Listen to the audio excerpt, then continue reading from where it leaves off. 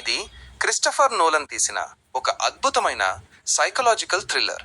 కథలో hero Leonard షెల్బీకి ఒక రకమైన షార్ట్ టర్మ్ మెమరీ లాస్ ఉంటుంది. అతను కొత్త విషయాలు గుర్తుపెట్టుకోలేడు. కేవలం కొన్ని నిమిషాల తర్వాత అన్నీ మరచిపోతాడు.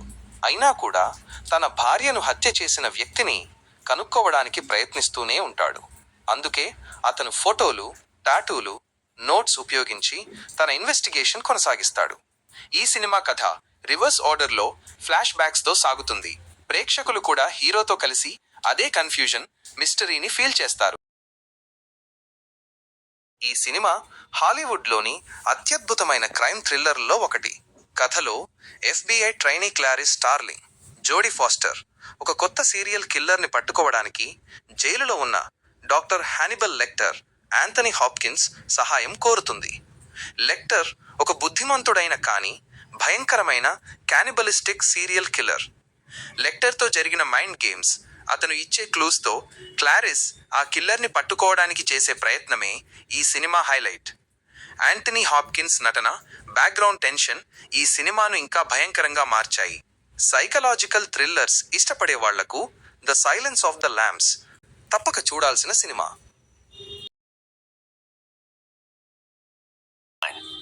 సర్ ఆర్థర్ కోనన్ డాయిల్ రచనల ఆధారంగా తీసిన ఈ సినిమా ఒక క్లాసిక్ డిటెక్టివ్ కథకు కొత్త యాక్షన్ మరియు థ్రిల్లింగ్ టచ్ ఇచ్చింది.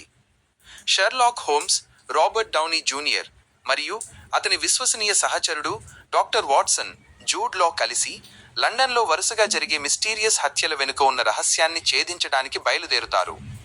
కేసు వెనుక ఉన్నది కేవలం క్రైమ్ మాత్రమేనా, లేక అతి ప్రకృతి శక్తుల మిస్టరీనా అనేది ఈ కథలోని అసలు ట్విస్ట్. ఈ మూవీలో రాబర్ట్ డౌనీ జూనియర్ నటన, సస్పెన్స్, యాక్షన్ సీన్స్ సినిమాకి స్పెషల్ హైలైట్. దక్షిణ కొరియాలో జరిగిన real life serial killer case ఆధారంగా తీసిన సినిమా. ఒక చిన్న పట్టణంలో వరుస హత్యలు జరుగుతాయి.